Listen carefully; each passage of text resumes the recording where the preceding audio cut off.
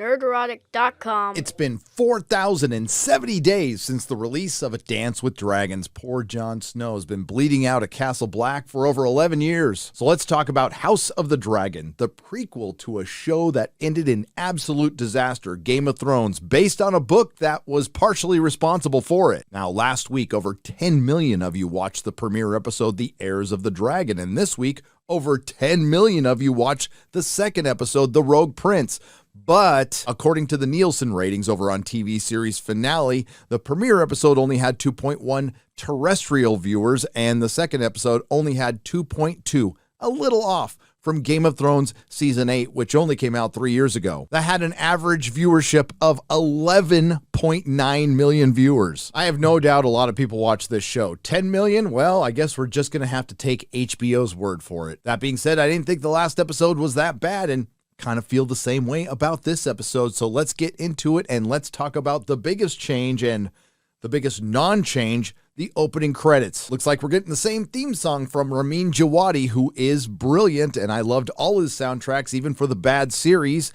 And the biggest difference is we're not getting a map of Westeros, which I'll explain in a second. We're getting the freehold of Old Valyria with blood going through the bloodline of the Targaryens. I do think it was a wise decision not to use the map to look that close to the show's predecessor. I also think it's not necessary. It's not like they run around Planetos. This show stays pretty much in the heart of Westeros. Still, it looks similar enough to the opening of Game of Thrones, which in itself is a problem. Just another reminder that all roads lead to Game of Thrones Season 8. The opening scene shows us the crab feeder, feeding people to crabs, hence the name The Crab Feeder. It's also to remind the audience that there will be a battle at some point after all the sitting down and talking, and then we commence with an entire episode of sitting down and talking. Big difference between this show and a lot of shows that I cover is the sitting down and talking is actually interesting at times. Corlys Velaryon is pissed off at the small council for not really doing very much about the Crab Feeder, who has set up shop in the Stepstones, which is awfully close to his island and clogging up the shipping lanes. He also mentions that it's been 6 months since Rhaenyra was named heir. King Viserys tells them that he is doing something about it, trying to maybe find some common cause with other cities to fight them so there's no open war with the free cities,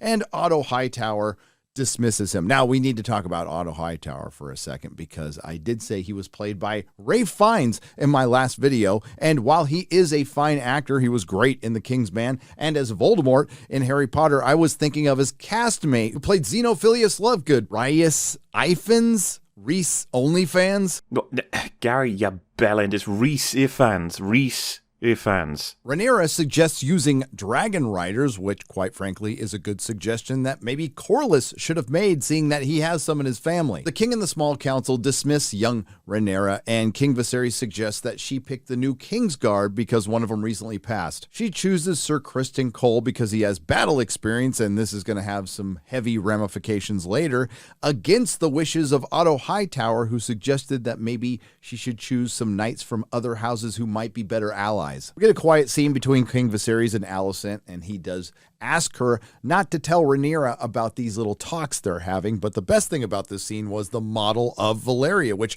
I don't know what the hell happened to this thing later on. King Viserys talks about the Anagrion, where the blood mages use their magic to bind Valyrians to their dragons. This is the kind of shit I'd want to see. Alicent and Rhaenyra have a nice, long, friendly talk in a sept where Rhaenyra has a good cry, and props to the person who lit all those candles. At this point, I'm thinking the episode is a little bit slow, and one of the criticisms of this series is it's boring. Now, I'm not sure I'd go that far, but that does have some pacing issues, but it gets better as it goes on. There is a lot of pressure on King Viserys because it's been 6 months to remarry. King Viserys then meets with Corlys Velaryon, who immediately apologizes for his behavior at the small council. Then he and his wife Rhaenys suggest that they combine their houses. Politically, a smart move. It's also creepy because he has to marry their 12-year-old daughter, but not really that creepy for Westeros. And for those of you who are missing the incest from Game of Thrones, that comes later. Later, King Viserys, while he's getting treated for his wounds from the Iron Throne,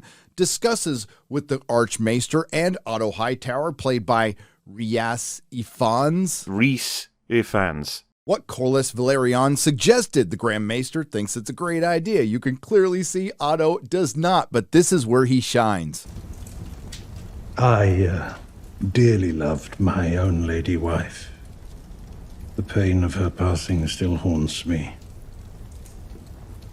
And to be compelled to replace her for duty's sake.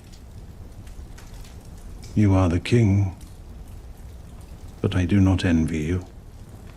Wow, that is what you call subtlety, something we don't see a lot in modern genre writing, so I'm going to enjoy it even when we get it in small doses. I especially liked how Otto Hightower mentioned duty. Now, there are Targaryen kings in the future who will choose their wives for love, and more often than not, it ends up disastrous for the realm. We follow this with the deliberately shot, awkward scene between King Viserys and his possible next wife, the 12-year-old Laena Velaryon, and that wig is absolutely awful. You know when a virtue signal goes horribly wrong? We've had a couple of great examples in the comic books, starting with Marvel. What if Miles Morales was Thor and he said things like, "By Odin's Fade," and had graffiti on his hammer? And DC Comics, not to be outdone, decided to show their respect to the Latino heritage by showing Kyle Rayner, the Green Lantern, holding a bag of tamales in space. I'm very sorry to report that I believe this wig is right up there with those two. A little small talk about Vhagar, the largest dragon in Westeros who's allowed to roam free. Then we get this line. Your Grace, it would be a great honor to join our houses as they were in Old Valyria.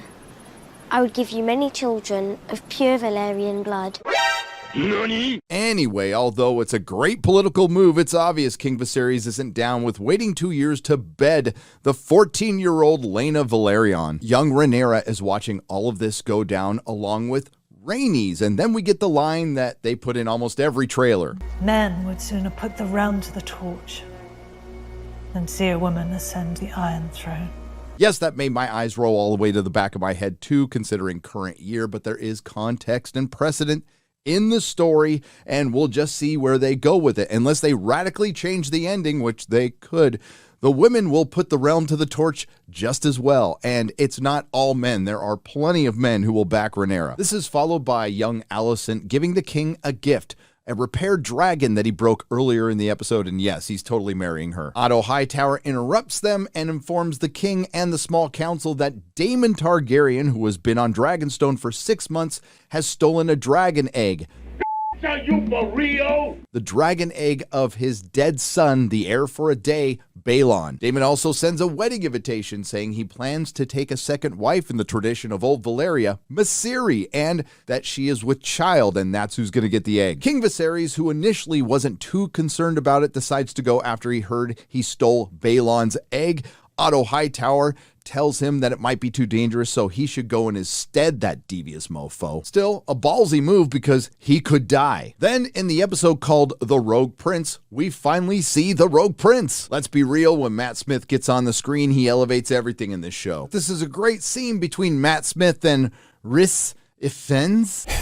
Otto Hightower tells Daemon that he's bringing shame to his house and demands the egg back. Matt Damon Targaryen isn't about to relent. Things get a little more tense when Matt Damon Targaryen's dragon Caraxes shows up. And I was really liking this scene and wondering how they were going to get out of it. And then Deus Ex Rhaenyra Targaryen with her dragon Syrax. And in one scene, she undercuts Otto Hightower and Daemon. But the difference is she knows Daemon wouldn't harm a hair in her head because he actually likes her, and she knows that Daemon is just looking for attention. So it does make sense in the scene. Again, we're going to have to see how things play out, but I was fine with it. What didn't make sense is King Viserys had no idea she took a dragon, left King's Landing, and flew to Dragonstone. This is the same show where he heard about the heir for a day and he wouldn't hear about this? No way. And it turns out Daemon was lying about Myseri being pregnant or even them being wed, which is a departure from the book, along with Rhaenyra saving Otto and Daemon. Although we need to remember that the book was written by an unreliable narrator sourcing 3 unreliable narrators. Ugh. Now they've been setting this up all episode. After getting his blessing from Rhaenyra, King Viserys calls the small council together